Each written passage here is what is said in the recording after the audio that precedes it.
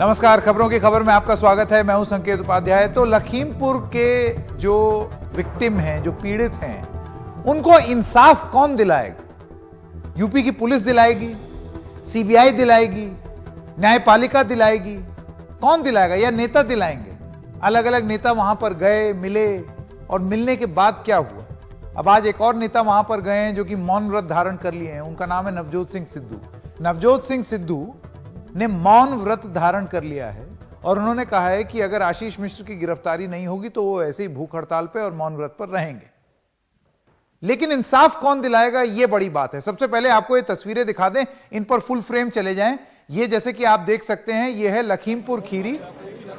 नवजोत सिंह सिद्धू जो कि पंजाब प्रदेश कांग्रेस कमेटी के अध्यक्ष हैं, वो लखीमपुर खीरी पहुंचे, पत्रकार रमन कश्यप के घर पहुंचे और यहां पर वो भूख हड़ताल और मौन व्रत पर बैठ गए। मौन व्रत में हैं नवजोत सिंह सिद्धू और उनकी मांग ये है कि मैं तब तक मौन व्रत धारण करके रखूंगा जब तक आशीष मिश्र गिरफ्तार नहीं हो जाते और इस्तीफा नहीं हो जाता मंत्री जी।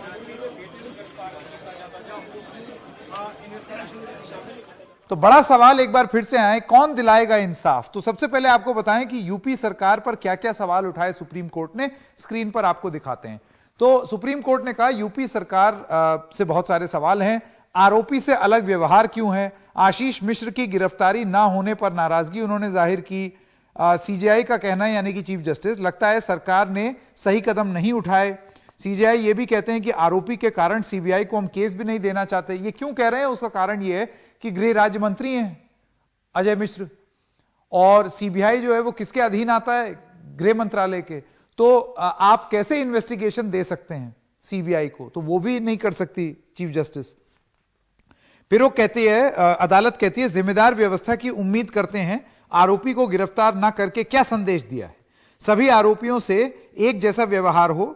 हम फिलहाल कोई टिप्पणी नहीं कर रहे हैं, लेकिन एक आम मामले की तरह कार्रवाई होनी चाहिए थी। सुनिश्चित किया जाए कि सबूत सुरक्षित रहें।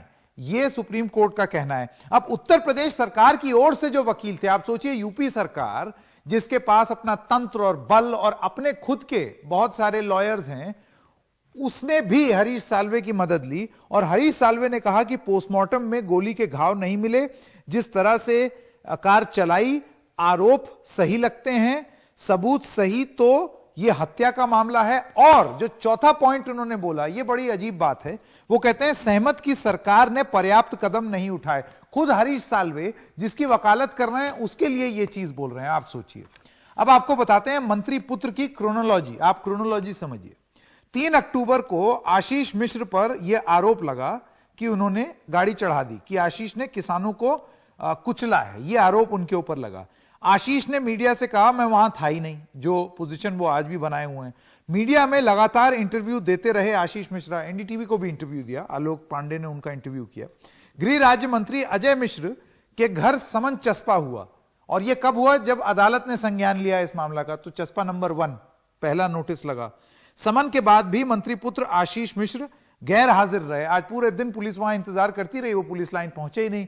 तो उसके बाद क्या हुआ कि एक और नोटिस चस्पा हुआ, नोटिस नंबर 2, चस्पा नंबर 2, और यह बोला गया कि अब आप कल 11 बजे तक क्राइम ब्रांच में आइए। बीजेपी सरकार में रसूख काम नहीं करता। आज एक बयान दिया जो मंत्री हैं अजय मिश्र, उन्होंने कहा कि कानून काम करेगी, विपक्ष कुछ भी मांग करता रहे। तो जो बड़े सवाल हैं जो हम यहां पूछना चाहते हैं, वो स्क्रीन पर आपके सामने हैं। अब समन के बाद भी सामने क्यों नहीं आ रहे मंत्री पुत्र? क्यों नहीं आ रहे? आपने बोला कि आप न्याय, जो भी प्रक्रिया है, कानून की जो प्रक्रिया है, उसका आप पालन करेंगे। तो आइए, कानूनी प्रक्रिया है, एक नहीं 2 नोटिस चस्पा हो गए। आइए अपनी बात रखिए। दूसरा सवाल, जांच से सुप्रीम कोर्ट खुद नाखुश है। सुप्रीम कोर्ट खुद, मैंने अभी आपको पढ़ करके बताया सुप्रीम कोर्ट क्या कह रही है। सुप्रीम कोर्ट ने जनता का दुख दोहराया है। जो अब तक लोग और विपक्ष और मीडिया कह रहा है, अब सुप्रीम कोर्ट भी वही चीज कह रही है। तो मीडिया, लोग और विपक्ष पर तो सवाल उठा दिए यूपी की सरकार ने कि ये गलत बयानी कर रहे हैं, इनका अल्टीरियर मोटिव है, इनका ये है वो है। यही चीज सुप्रीम कोर्ट के लिए भी बोलेंगे क्या? क्योंकि सुप्रीम कोर्ट भी तो वही कह रहा है। तो यही है हमारा आखिरी सवाल, अब किस पर आरोप लगाएगी योगी सरकार? अब आप किसको ब्लेम करेंगे? सुप्रीम कोर्ट को तो कर नहीं सकते।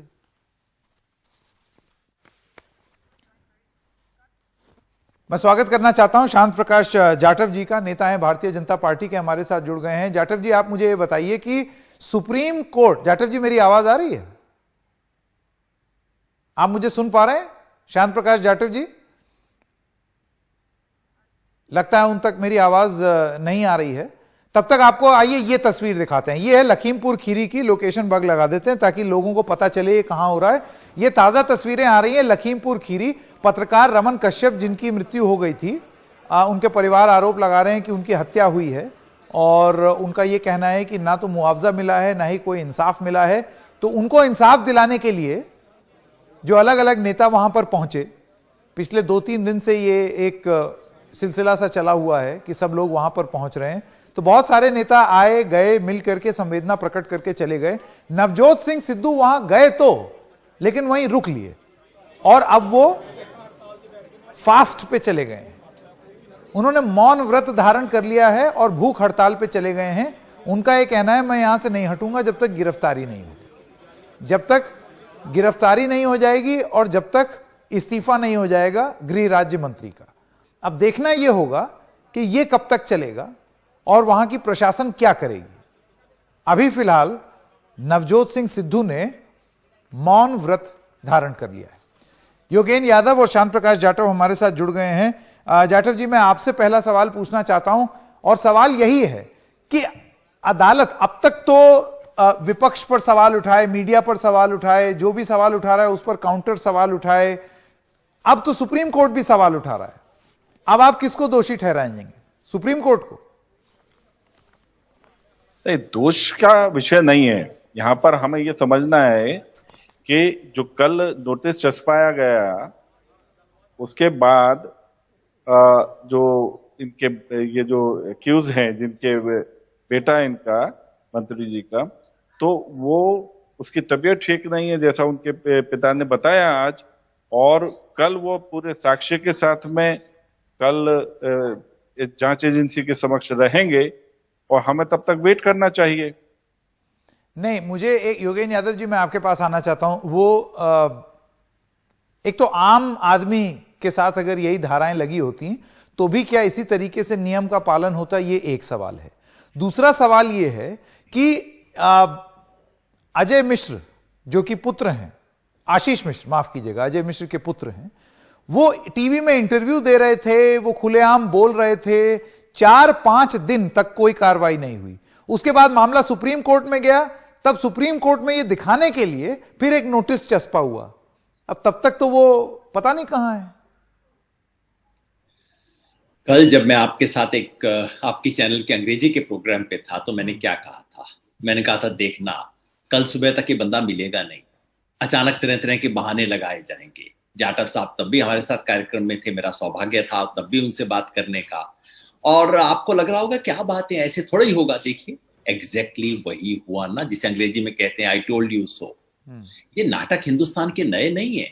अचानक जब कोई इस देश का बड़ा आदमी कानून के फंदे में आता है तब उसका दिल हार्ट अटैक भी हो जाता है, तब वो अस्पताल में भर्ती भी हो जाता है, बीमार भी हो जाता है। सवाल ये है, और सवाल मेरा नहीं है, जो सवाल आप पूछ रहे हैं संकेत भाई, ये सवाल सुप्रीम कोर्ट ने आज पूछा है कि क्या कोई मर्डर का एक्यूज्ड हो तो आप उसको 160 का नोटिस देते हैं? उसको केवल बुलाते हैं, आइए आप थाने में आइए, आपसे कुछ चर्चा करनी है, बातचीत करनी है, पता करना है इस मामले में आपकी कोई भूमिका कहीं है तो नहीं।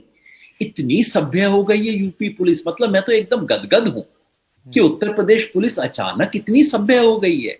अगर उत्तर प्रदेश पुलिस उत्तर प्रदेश के नागरिकों के साथ भी इतनी सभ्य हो जाए तो क्या बात है। पता है पिछले कुछ सालों में कितने लोगों को मार दिया इन्होंने? 160 का नोटिस नहीं दिया साहब, गिरफ्तार भी नहीं किया। और इस पे मुख्यमंत्री जी गर्व से कहते हैं मेरे राज्य के अंदर ठोकों की पॉलिसी होती है। तो आप तो कह रहे हैं कोई और साधारण नागरिक होता तो क्या किया जाता? सुप्रीम कोर्ट ने तो शराफत से पूछा कि आप अगर कोई और व्यक्ति होता, 302 का केस होता, क्या आप उसके घर पे नोटिस सर्व करके आते, खाली सम्मन दे के आते, या कि आप उस व्यक्ति को गिरफ्तार करके आते और कहते कि जांच होगी। अगर जांच में छूट गए तो भैया छूट गए, 6-8 महीने की बात है, तो सुप्रीम कोर्ट ने कही। मैं जो कह रहा हूं वो ये कि ऐसा भी नहीं होता। अगर कोई आपके मेरे जैसा व्यक्ति होता तो उसको ले जाके पड़ोस के अंदर एक गोली मार देते, ठोक देते और कहते एनकाउंटर डेथ हो गई, भागने की कोशिश कर रहा था। ये सब मेरे मन की कल्पना नहीं है, आप आंकड़े निकाल के देख लीजिए उत्तर प्रदेश में क्या होता है। तो संकेत भाई, जो हो रहा है वो खुल्लम खुल्ला जिन लोगों ने पहले कानून व्यवस्था का मखौल बनाया, खुल्लम खुल्ला गुंडागर्दी की। नहीं, लेकिन उनका ये कहना है कि एक प्रक्रिया फॉलो होगी ना। जब मंत्री कह रहे हैं, मंत्री पुत्र खुद कह रहे हैं कि हम वहां थे ही नहीं, तो एफआईआर में तो कोई भी आरोप लगा दे वो सच थोड़ी हो जाएगा। हमको भी मौका मिलना चाहिए अपनी बात कहने। वो कह रहे हैं हमारे पास सारा प्रमाण है, सारे साक्ष्य हैं। बिल्कुल, इस देश की न्याय व्यवस्था है, तो मैं कौन सा कह रहा हूं कि उनको फांसी लगा दी जाए। मैं तो सिर्फ इतना कह रहा हूं कि जब बाकायदा एफआईआर हुई, सिर्फ एक कंप्लेन नहीं हुआ है, उसको बाकायदा, और हर एक चीज एफआईआर में कन्वर्ट नहीं होती। मैं कल आपको कह दूं कि मेरे को संकेत ने गोली मारी, एफआईआर नहीं लिखा जाएगा इसके ऊपर, सिर्फ कहने से भर से नहीं हो जाता। एफआईआर इतनी जद्दोजहद के बाद दर्ज हुई है। तो और सुप्रीम कोर्ट ने पूछा कि भाई 302 की एफआईआर आप क्या कर रहे हो इसके ऊपर। 302 की एफआईआर कोई मामूली चीज नहीं होती है, वो हुई है, ठीक है, उनको मौका मिले। मैं बिल्कुल नहीं कहता कि बिना जांच के उनको कोई अब एक इसमें बड़ी बात यह है, देखिए मैं शांत प्रकाश जाटव जी वापस आपके पास आना चाहता हूं। और कू ऐप पर हमने दर्शकों से सवाल पूछा कि लखीमपुर का सच, विपक्ष और मीडिया पर हमला बोला, अब सुप्रीम कोर्ट पर भी क्या आरोप लगाएगी यूपी सरकार, क्योंकि सवाल बिल्कुल वैसे ही है। दर्शक हैं कविता, उनका सवाल है कि यूपी सरकार क्या संदेश दे रही है, क्या सामान्य हालत में भी पुलिस तुरंत जाकर आरोपी को नहीं पकड़ पाएगी? इसका आप जवाब कैसे देंगे? देखिए ये तो एक सवाल पूछा ही जाएगा जाटव साहब, कहां एकदम चटपट नीति, और दूसरा यहां पर इतना कानून का पालन हो रहा है। अच्छी बात है, कानून का पालन होना चाहिए। यहां पर जिन्होंने ये क्वेश्चन किया है, और साथ ही साथ यादव जी के लिए भी मैं जानकारी स्पष्ट करना चाहूंगा कि इतना सेंसिटिव और इतना पावरफुल व्यक्ति के खिलाफ भी एक्शन लिया जा रहा है, एफआईआर की जा रही है। नहीं, पर ये तो ये इसमें कोई बहुत बड़ा, एक सेकंड जाटव जी, इसमें कोई हम लोगों के सबके ऊपर कोई बहुत बड़ा एहसान नहीं है। ये एहसान नहीं, मैंने बताया ना 1984 की जो एफआईआर 1991 में हुई थी, यहाँ पर सारा काम इतने पावरफुल आदमी के खिलाफ, लॉ एंड ऑर्डर के घर नोटिस चिपकाया जा रहा। आज लड़का नहीं पहुंचा तो दूसरा नोटिस चिपका दिया गया। ये जो कार्रवाई है ये अपने आप में ही उत्तर प्रदेश के लॉ एंड ऑर्डर के लिए प्रशंसनीय है, और ये कोई नहीं छूट पाएगा। देखिए जाटव जी, नहीं, ये अभी तो आपने पीठ थपथपा ली थोड़ी सी, ये करती है कि पावरफुल आदमी के खिलाफ। नहीं, मतलब कि यूपी में मात्र एफआईआर रजिस्टर हो गई, यही साबित करता है कि कितना जबरदस्त कानून व्यवस्था है। ये कौन आर्गुमेंट आपका समझेगा? ये बड़ी अजीब सी बात हो गई। पहले के वो देखे ना पास्ट में क्या हुआ है। पास्ट छोड़िए ना, हम आप जो बोल रहे हैं उसके हिसाब से बात कीजिए। आपको बचा करके निकल गए, सालों साल तक जो है ना वो आनंद लेते रहे, मगर ये योगी मोदी की सरकार है, कोई बचेगा नहीं। अच्छा चलिए, अब एक सेकंड, एक सवाल और है कू ऐप पर, उस पर आप दोनों की प्रतिक्रिया चाहिए, आप दोनों की प्रतिक्रिया चाहिए। दीपाली सिन्हा लिखती हैं, वो कहती हैं जब सरकार विफल हो जाती है तो कोर्ट दखल देती है, इसलिए अदालत को दोष देने का कोई मतलब नहीं है। मैं आपसे ये जानना चाहता हूं योगेंद्र यादव जी कि अब भी क्या आसरा या भरोसा अदालत पर ही रहेगा कि इस मामले की जांच हो? क्योंकि आज अदालत ने खुद कह दिया भाई इसको हम सीबीआई को कैसे दे दें, वो गृह राज्य मंत्री हैं और सीबीआई तो गृह मंत्रालय के ही अधीन आता है, तो ना सीबीआई को जा सकता है। यूपी पुलिस पर बहुत सारे लोगों का कहना है उन्हें भरोसा नहीं है, तो जांच कौन करे फिर? जांच इंडिपेंडेंट होनी चाहिए। वैसे एक मेरा सुझाव था कि उत्तर प्रदेश सरकार को अपना वकील बदल लेना चाहिए, हरीश साल्वे की जगह जाटव साहब को रखना चाहिए, क्योंकि जो बात आज हरीश साल्वे कोर्ट में नहीं कह पाए वो जाटव साहब कह रहे हैं। हरीश साल्वे ने कोर्ट में कहा कि गलती तो हुई है, सरकार ने, इनके अपने वकील ने आज सुप्रीम कोर्ट में कहा कि नहीं, हरीश साल्वे, मैं आपको बता दूं, हरीश साल्वे ने कहा सहमत हैं कि सरकार ने पर्याप्त कदम नहीं उठाए, ये उनका बयान है। हाँ, बिल्कुल। और अंग्रेजी का जो मुहावरा है वो और भी ज्यादा शार्प है, वो भी आप अंग्रेजी के प्रोग्राम में सुना देना। तो इनका अपना वकील कह रहा है और ये अपनी पीठ थपथपा रहे हैं। और ये एफआईआर क्यों हुआ हुजूर, मैं याद दिला दूं आपको, एफआईआर इसलिए हुआ कि 4 लाशें पड़ी थी हजारों लोग खड़े थे और हजारों लोग आ रहे थे। उत्तर प्रदेश सरकार हिली हुई थी और डर के मारे एफआईआर हुई है। ये मेरी कल्पना नहीं है सर। वहां पे नेगोशिएशन। जाटव जी जल्दी से आपका जवाब। आप लोगों ने आके दिखाया। 30 सेकंड आपका जवाब। सहमत नहीं हूं। वहां पर जो घटना हुई, दुर्घटना हुई और जो लाशें 4 नहीं, वहां पे 9 लाशें वहां पे पड़ी हुई थी और ऐसे में हर हालत में कार्रवाई होनी थी और वो कार्रवाई हो रही है और वो सही दिशा में चल रही है। बस यहाँ पर एक ही बात का कहना है, योगेंद्र यादव जी और जाटव जी, आप दोनों का बहुत बहुत धन्यवाद। एक ही बात कहनी है कि न्याय किसानों को भी दिलाना है जिनकी मृत्यु हुई, न्याय बीजेपी के कार्यकर्ताओं को भी दिलाना है जिनकी मृत्यु हुई, और न्याय उस पत्रकार को भी दिलाना है रमन कश्यप जिसकी मृत्यु हुई है। लेकिन यह न्याय दिलाएगा कौन? राजनेता जो वहां गए हैं, अभी लेटेस्ट वहां पर नवजोत सिंह सिद्धू पहुंचे हैं। एक बार वो तस्वीर दिखा दें आपको, अभी भी मौन व्रत धारण किए हुए हैं। नवजोत सिंह सिद्धू फास्ट पे चले गए हैं, ना कुछ खा रहे हैं, ना पी रहे हैं और ना ही कुछ बोल रहे हैं इंसाफ की लड़ाई में। लेकिन क्या इंसाफ मिलेगा? या ये सारी चीजें, एक तरफ सरकार कुछ बोलेगी जांच के नाम पर और दूसरी तरफ जो राजनेता हैं वो कहीं फोटो ऑप तक तो इसको सीमित नहीं कर देंगे? ये बड़ा सवाल है। एक ब्रेक ले रहे हैं, अभी हाजिर होते हैं।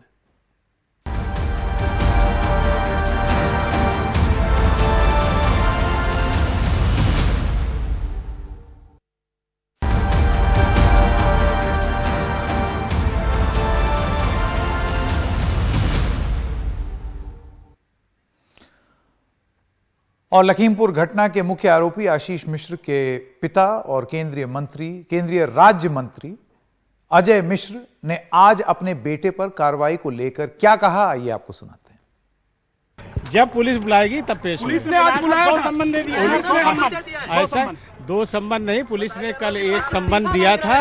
ऐसा है कि देखिए, मुझे कानून व्यवस्था पर पूरा भरोसा है। मेरे बेटे ने कल उनको नोटिस मिला था, आज कल उनका स्वास्थ्य कुछ गड़बड़ था। उन्होंने स्वयं ये कहा है कि कल मैं पेश होकर के अपना कथन, अभिकथन, साक्ष्य सब कुछ जांच एजेंसी के सामने देंगे। अजय जी, कहा जा रहा है कि पूरी तरह से जांच नहीं हो सकता। ये तो आप लोग कह रहे हैं, कोई नहीं कह रहा है।